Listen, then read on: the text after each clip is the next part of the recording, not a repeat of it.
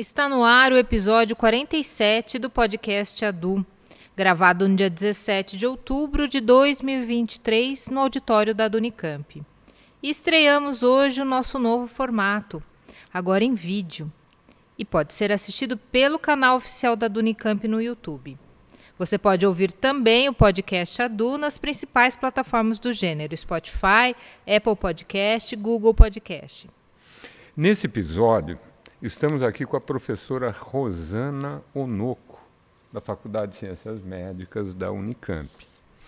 Ela vai falar com a gente sobre os impactos e os riscos que a PEC 10 de 2022 pode causar na saúde do país, caso seja aprovada.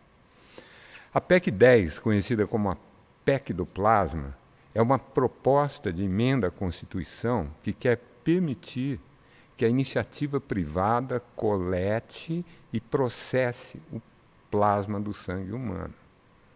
E a PEC já passou na Comissão de Constituição e Justiça do Senado, foi aprovada por 15 votos a 11 no dia 4 de outubro, e agora o projeto será encaminhado para votação no plenário do Senado, que ainda não informou quando entrará em pauta.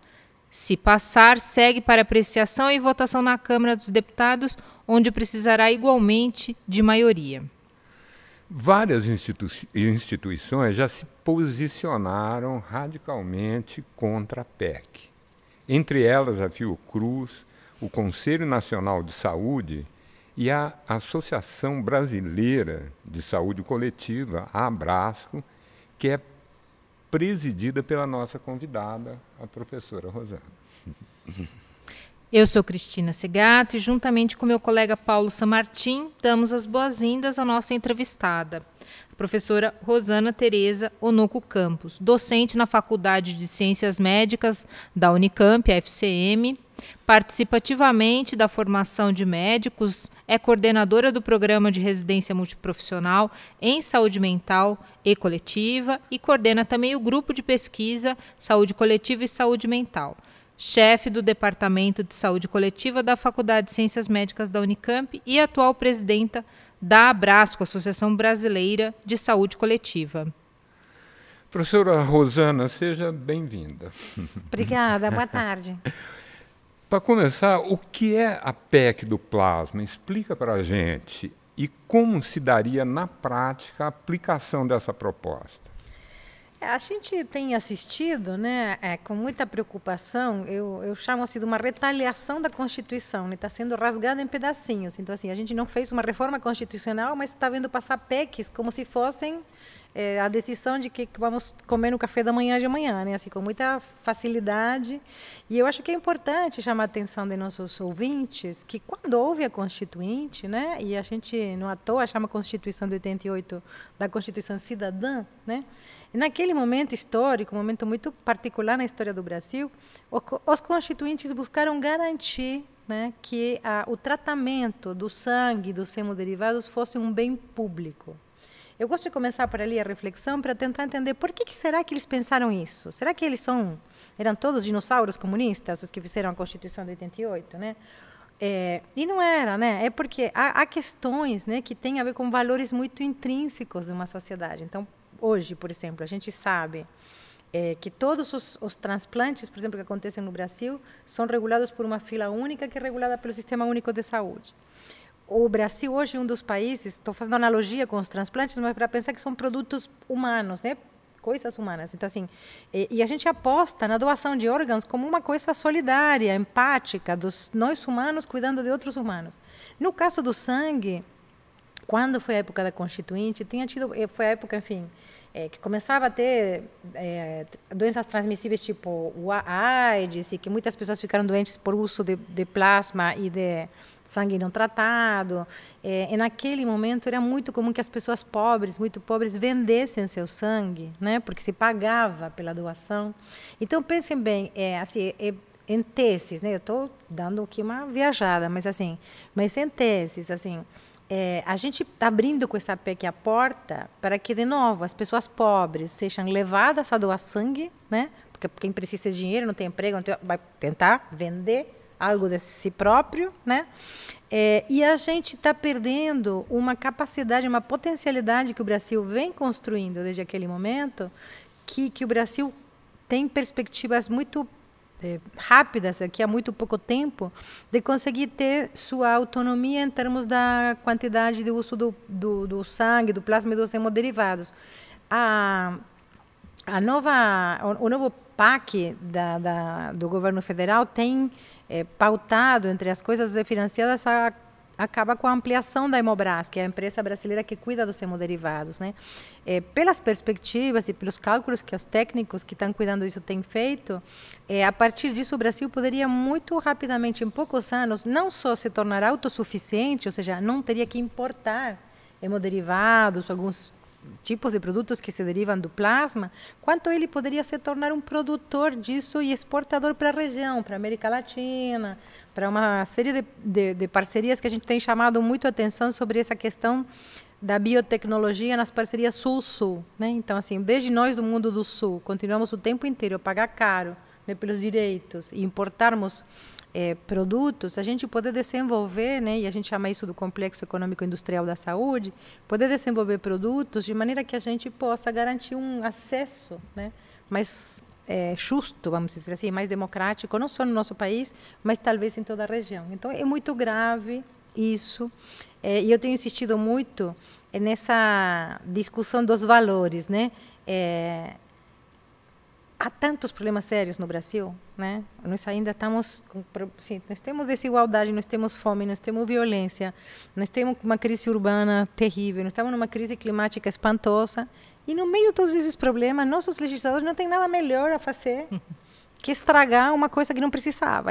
Acho que isso me deixa mais revoltada, sabe? Assim, tem coisas para serem feitas pelo Congresso, né? Nós precisamos de nossos congressistas para resolver os problemas do Brasil. E não, em vez disso, fica se obedecendo a interesses que são interesses comerciais, né? Tem cálculos também de alguns técnicos dizendo que estamos falando de mercado de bilhões, né, de dólares. Então, assim, não é só porque não sabem o que fazer. É uma questão de um interesse econômico claramente colocado ali dos laboratórios particulares. E vocês podem ver, assim como vocês mapearam quem se manifestou contra, eu convido a mapearem nos jornais e ver quem se manifestou a favor. Os que se manifestaram a favor dessa privatização são todas pessoas que têm algum tipo de interesse, né? Com laboratórios, com hospitais privados, com grupos que são chamados, entre aspas, de excelência, mas que são sempre do setor privado. Então, para mim, isso é muito claro, é uma divisória de águas entre o que a gente defende para uma saúde que seja para todos e que tenha mais quem mais precisa e não quem mais pode pagar, né? Que é o critério de justiça que a nossa Constituição traz, né? Então, por isso que a gente está tão preocupado com essa PEC, a gente se organizou muito, trabalhou muito, conversamos com a maioria dos senadores que participavam da comissão, né, de Constituição e Justiça. Perdemos, lamentavelmente, por muito pouco, né, por 4 votos. Fiquei muito triste o dia dessa votação. Mas, enfim, acho que esse é o trabalho das instituições, das organizações da sociedade civil. Nosso trabalho como Abrasco, junto com outras entidades, junto com o Conselho Nacional de Saúde, junto com a Frente pela Vida, enfim, que a gente se organizou com outras entidades da saúde, tem sido advogar em defesa do público, né? E tentar defender os interesses difusos, que eu chamo, do público perante os interesses concentrados do setor privado, né? Foi 4 votos a quantos? Foi 15-11 que a gente perdeu. 15-11. E no Senado hoje, tá? Vocês que analisam, que estão acompanhando lá dentro, tem alguma perspectiva do quadro? Eu não saberia lhe dizer isso agora, assim, numa perspectiva recente, de a gente ter feito assim na ponta do lápis a conta de quem vota quanto, até porque uma PEC, né, precisa ter 2/3 para ser aprovada, mas a gente está preocupado porque a gente tem sido surpreendido por algumas votações, né, porque todo esse jogo dos poderes que a gente tem visto acontecer, né, no Congresso como um todo, mas no Senado também, né, de repente a gente é surpreendido com que isso vai à votação de uma maneira muito rápida, né, porque as presidências das casas têm decidido colocar em votação segundo também a conveniência. Então, assim, a gente está num trabalho permanente de continuar a conversar com os senadores, de continuar a colocar e a pautar isto na mídia, né, para que as pessoas entendam também, porque acho que é importante o povo brasileiro compreender o que está em jogo, né, o que significa mudar a Constituição para retirar, né, uma potestade, vamos dizer assim, do Estado brasileiro, né? Se trata de retirar do Estado isto e de abrir isto para o mercado, né? Eu sou de uma área dentro da saúde coletiva, que é a área de políticas, né? Eu falo que as lógicas do mercado não funcionam na saúde e é um pouco desonesto quem nos convencer de que a lógica do mercado poderia funcionar, porque eu falo assim, olha, gente, você vai comprar um par de sapato, você é livre de escolher quando quer comprar sapato, que tipo de sapato te agrada e até onde você pode pagar, não pagar um tipo de sapato ou outro. Mas quando me mandam realizar uma tomografia, ou usar um plasma, ou uma transfusão de sangue, eu não escolho. Aspas quíntuplas, né?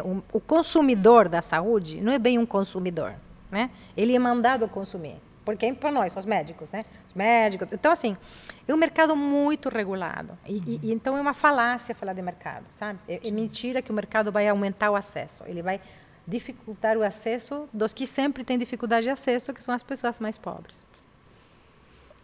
E, na prática, quais são os impactos, se essa PEC for aprovada, quais são os impactos para a saúde pública no Brasil? A gente não sabe se isso vier a ser aprovado, deverá ser regulado também. Então, a gente não consegue dizer isso com precisão, vamos dizer assim, nos detalhes. Mas o que a gente imagina é que isto pode, por um lado, abrir esse mercado no sentido assim, das pessoas serem estimuladas a doar sangue por dinheiro, né? Por outro lado, alguns determinados produtos que são hemoderivados, que a gente chama que são produzidos a partir do plasma, enfim, possam se tornar mais caros, quem sabe? O próprio Sistema Único de Saúde tenha que pagar mais caro. Nós não sabemos como vão se organizar e se reordenar essas forças a partir das empresas, das companhias privadas. Mas é um negócio milionário, então não é à toa, vamos dizer assim, que há tanto interesse e tanta força colocada nisso. E que isso aparece, eu acho que estrategicamente assim, é muito importante também que as pessoas comecem a aprender a escutar as notícias e a suspeitar de algumas coisas, porque, insisto, se coloca isto em votação agora, em outubro de 23, uma proposta de PEC que é do ano passado, né? Passado, retrasado, e que é no momento em que se disse, não, o que está faltando de obra da Hemobras para conseguir sua autonomia, vai ser, tem o dinheiro, vai ser financiado, haverá um crescimento da Hemobras, né? E na hora que o governo federal diz, há um investimento e prioridade para o desenvolvimento brasileiro, cuidar disso que a gente chama do complexo econômico industrial da saúde. Por que é prioridade? E o governo brasileiro está dizendo que isto é algo que será financiado, porque tem estudos mostrando que esse tipo de desenvolvimento é um desenvolvimento importante, interessante para um país como o Brasil. Em que sentido? Em vez de a gente exportar somente carne bovina, ou em vez de exportar somente soja, a gente pode ter autossuficiência desses insumos médicos, biomédicos, que são importantes e que são coisas que a gente costuma pagar caro, né, no mercado internacional, que desbalançam de uma certa forma a nossa balança comercial, mas ao mesmo tempo a gente pode passar a exportar produtos que têm um grande valor agregado do ponto de vista também do conhecimento, da tecnologia, do tipo de mão de obra que ocupam. Então, assim, o tipo de mão de obra que se ocupa para uma fábrica de hemoderivados, uma fábrica de medicamentos ou de insumos, é totalmente diferente do que eu preciso só para exportar soja, por exemplo. Então, isso significa para o Brasil um tipo de desenvolvimento e de retomada, né, de um processo de industrialização muito importante. E eu acho que há uma proposta, não sei se vai ser cumprida, mas estrategicamente está colocado hoje no cenário político, né, nacional. E eu acho que não é casual, que neste momento tiram da gaveta, inventa-se um problema que não existia, né? Até porque tem uma informação importante, né, professora? 80% dos insumos e produtos da saúde o Brasil importa. Isso. Né?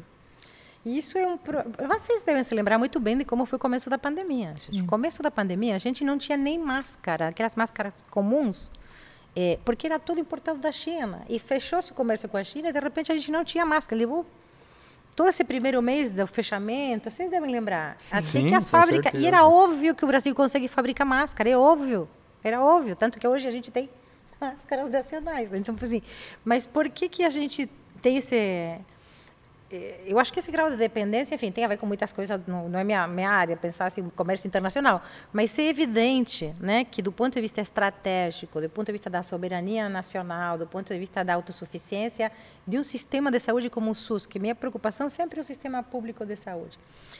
O Brasil tem, o Lula fala isso para todo lado, todo mundo fala assim, que é o sistema de saúde, o maior sistema de saúde público de um grande país, assim, de acesso universal.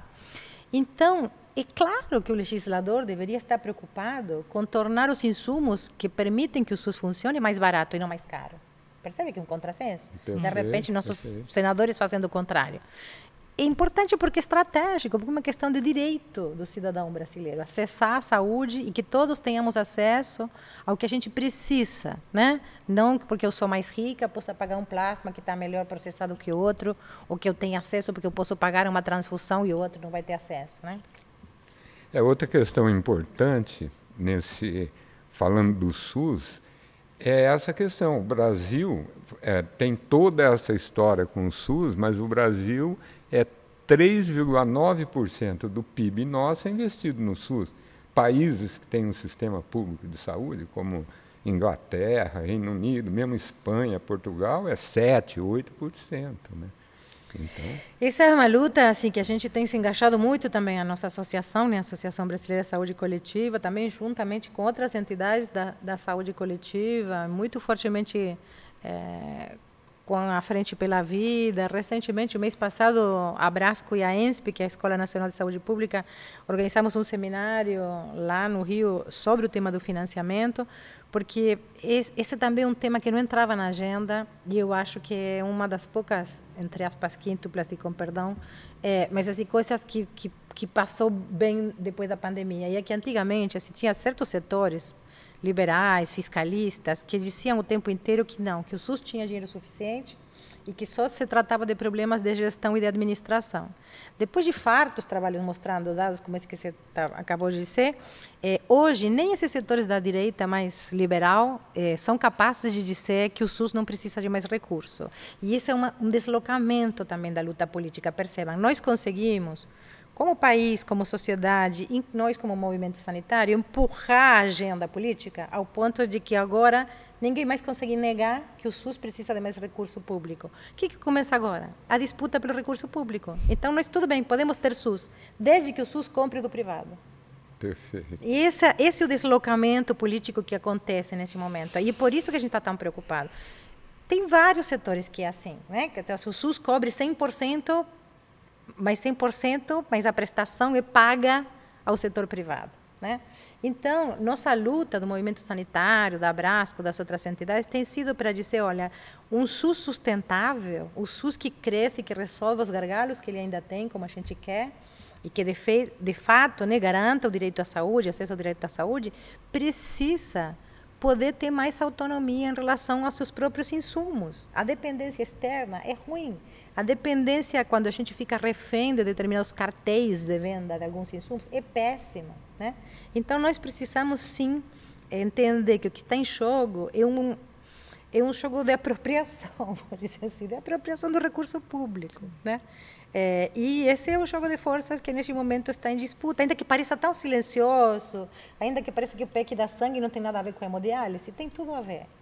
Tudo tem a ver porque são relações, né, de prestações de serviços e de compra e venda de serviços e de relações que não são um problema brasileiro, né? Acho que a América Latina inteira enfrenta esse tipo de problemas. Nossos estados assim, têm tido muita pouca capacidade de negociação com o setor privado. São muito rapidamente cooptados, tem muitos casos de corrupção. Então, cada vez que a gente põe esses jogos, né, na mesa, é muito difícil conseguir sustentar isso que eu estou chamando da defesa difusa do bem público. Então, essa nossa luta nada mais é que isso. Nós estamos querendo remar para o lado da defesa difusa do público, que as pessoas tenham acesso, que o Brasil tenha a maior autonomia possível, né, para ele se prover dos insumos que lhes são necessários para a prestação dos cuidados à saúde. Nesse caso, suponhamos, né, que tenha privatização dos hemocentros, né? A experiência mundial de outros países que têm sistema público de saúde Existem outros países que têm um sistema público de saúde forte e que tem hemocentro privado? Tem essa experiência não no mundo? sei responder sua pergunta. Então, não tenho feito esse levantamento recentemente, precisaria estudar para ver como é que é. Mas, assim, a maioria dos países que têm sistemas públicos não abrem mão da sua capacidade de regulação desse mercado dos insumos. Então, não saberia dizer especificamente como está isso nesses países em relação aos hemocentros. Mas eu acho que também há uma ressalva ali que a gente precisava estudar, porque às vezes a gente vai ver, nós que estudamos sistemas e tal, costumamos ir olhar quem tem sistema público parecido. Né? Então a gente vai para a Austrália, a gente vai para ver como funciona na Inglaterra, enfim, Espanha e Portugal agora com modelos um pouco diferentes, mas eu insisto, não é suficiente essa comparação. É útil, é sempre uma referência, é sempre uma inspiração, mas ao sul do Equador, né, como disse o Chico Buarque, não existe pecado e também não existem outras regulações. Então, nós precisamos prestar muita atenção em como se organiza isso nos nossos territórios. Né? No caso, suponhamos, hemocentros privados, o SUS teria, né, que adquirir... Sim. Claro, adquirir derivados do... O SUS hoje adquire fora, né? Importa, o SUS até importa. E a ideia é que ele não precisa importar mais, que ele se torne autossuficiente. Então, esta disputa entra precisamente nesse momento também. Por isso que são capitais que estão interessados nisso, que não são somente brasileiros, né? São interesses que também vêm de fora. De uma certa forma, querer manter um mercado, né? Que... Enfim, quem trabalha com isso, gente, quem vende remédio, quem vende insumo, assim, vive disso, lucra de um produto que é um bem, que, insisto, não deveria ser regulado pelo mercado, né? É um bem que precisa de outras regulações. Isso está no cenário internacional em show, quando a gente fala de quebra de patentes, quando a gente discute, por exemplo, quem financia a pesquisa, desenvolvimento de remédios, que tipos de medicamentos e insumos são desenvolvidos e não. Então, assim, outros dias eu li até um estudo que mostra assim, que até os laboratórios ditos privados norte-americanos que desenvolvem determinados remédios receberam grandes financiamentos públicos. Então, até o setor privado é sempre financiado pelo setor público. E o paradoxo é que o setor público financia para o laboratório privado desenvolver um remédio que depois ele vai cobrar o royalty da gente. Então, assim, é por isso que eu acho que são setores que não dá para deixar o mercado. Se você quiser deixar o mercado regulável, fabricação de camiseta, à vontade. Mas a fabricação de remédio, não dá. Fabricação de equipamento para diagnóstico e terapêutica, não dá. Né? Não dá, eu acho. Nos meus valores, não dá. Por quê? Porque senão você vai trazer essa desigualdade que já existe, né, para o campo do acesso à saúde, do direito à saúde. E essa parte, cláusula pétrea da Constituição, saúde e direito, né, de todos e dever do Estado. Então, é isso que o povo brasileiro disse quando, né, promulgou a Constituição de 88, que saúde seria um direito. É preocupante, né? Professora, num artigo seu publicado num jornal de grande circulação nacional, a senhora escreve, abre aspas, imagine que estamos num romance distópico, nesse mundo no qual vigora a lei do mais forte. Pessoas pobres perambulam pelas ruas, sem olhos, cheios de cicatrizes e anêmicos. Nesse cenário assustador, os pobres vendem seus órgãos e seu sangue, já que não tem mais como vender sua força de trabalho. Eles morrem aos montes, não podem pagar pelos tratamentos, pelas transfusões, nem pelos transplantes. Fecha aspas. Fale um pouco sobre esse cenário extremo que você desenhou nesse artigo. Isso porque eu gosto de romance, Cris. Eu gosto muito de ler romance de ficção. E eu acho que não custa um pouco viajar na distopia, né? Assim, nesse sentido. In extremis, isso é possível, né? Óbvio que estou fazendo um apelo ali a imaginar o extremo, o pior extremo, né? O pior cenário possível. Mas me diga, por que eu não, se eu sou uma pessoa muito pobre, se eu estou desempregado, se eu estou numa crise, não sei o quê, por que eu não poderia vender um rim? Se eu consigo viver com um rim, eu vendo um outro rim, né? Essa discussão veio muito à tona, né, com o transplante do Faustão, e essa discussão se a filha era única, não era. Era única, né? E é única. Mas veja, por exemplo, durante a pandemia, na crise imensa que a gente teve de que começou a faltar leito, quando vocês viram tudo aquilo que aconteceu de pessoas morrendo porque a gente não tinha oxigênio na Amazônia, enfim, a gente fez uma discussão nas entidades também falando de fila única, se cobrando que a gente organizasse fila única, que a fila das UTIs também não podia ser setor privado tem, setor público não tem. E houve um paradoxo durante a pandemia, acho que foi um aprendizado bonito que o SUS permitiu, pelo menos aqui no estado de São Paulo, isso foi assim, teve fila mais rápida e mais curta, vamos dizer assim, no setor público que no privado. Então, veja porque isso sempre acontece com o SUS, entendeu? Assim, se meu plano de saúde quiser não cobrir, inventar moda, não sei o quê, eu sempre tenho recurso do sistema público. E, no caso, na pandemia, o setor público expandiu os leitos de terapia intensiva com maior rapidez que o setor privado. E isso, para mim, foi um exemplo trágico. Eu não queria ter passado por isso, não queria que a gente tivesse vivido a pandemia no pandemônio. Mas a gente mostrou, quero chamar a atenção disso assim, mostrou resiliência, rapidez e capacidade de resposta do SUS. Então, quando o SUS é financiado, né, quando ele é bem regulado, quando as coisas são pactuadas, que foi o que aconteceu naquela crise, como não tinha governo federal, estados e municípios tiveram que conversar e se acertar, eu acho que isso é muito importante. Por isso que eu insisto em dizer que acho que a gente vale a pena apostar, né, que é possível a gente ter um SUS como a gente sonha, né, um SUS que dê conta das necessidades da saúde da população, né. Qual que é o papel do SUS, por exemplo, na regulação hoje dos hemocentros e da negociação dos subprodutos do sangue? O SUS hoje, assim, a Hemobras é a empresa brasileira que trabalha isso, mas qualquer hemocentro que você vai ver no país, ele recebe doações, então assim, ele não paga, não ressarce de nenhuma maneira seus doantes, seus doadores de sangue. Tem aquelas regras de que se você é o doador, passa primeiro na fila, enfim, tem alguns estímulos, vou dizer assim, indiretos, né, à doação. E teve muita notícia que foi veiculada também para argumentar a favor da PEC, sendo que, por exemplo, que a Hemobras tinha descartado o plasma, que tinha sido descartado o plasma e pode ser que tenha sido descartado o plasma, mas eu queria chamar a atenção também de que momento nós estamos falando. Nós estamos falando de um momento, nesse pós-pandemia e nesse pós-final desse último governo, onde muitas coisas públicas foram muito sucateadas. Então, isso me faz lembrar assim, as coisas que se fazem para privatizar as companhias. Então, assim, sucateio uma empresa, deixo ela não sem capacidade de funcionamento, e aí o argumento tem que privatizar, né?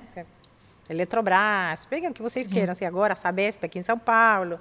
Então, assim, quando uma empresa que se mostrou competente, quando a gente tem no mundo experiências ao contrário, né, de que as empresas de água, por exemplo, na Europa estão sendo restatizadas.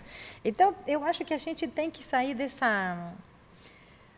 Parece que uma coisa assim meio maquiavélica, do bem e do mal, sabe? Se é bom privatizar tudo, é ruim privatizar nada. Eu acho que as coisas essenciais, a gente não pode abrir mão de que o Estado tenha estrategicamente o controle disso. Água, energia, saúde, são questões de segurança, enfim, onde a gente não pode achar, eu acho que seria uma ingenuidade, uma coisa... a maioria não é bem intencionada, mas quem é bem intencionado é muito ingênuo para achar que o mercado é capaz de resolver essas questões. Não é capaz, né? Não é capaz. Perfeito. Muito bem. Muito bem, professor. A gente agradece aqui a sua participação no podcast ADU. Nós vamos encerrar esse episódio. E siga nossas redes sociais, nosso site e fique por dentro dos temas que serão abordados no próximo episódio do podcast ADU. Nos vemos no próximo episódio. Até lá. Obrigada.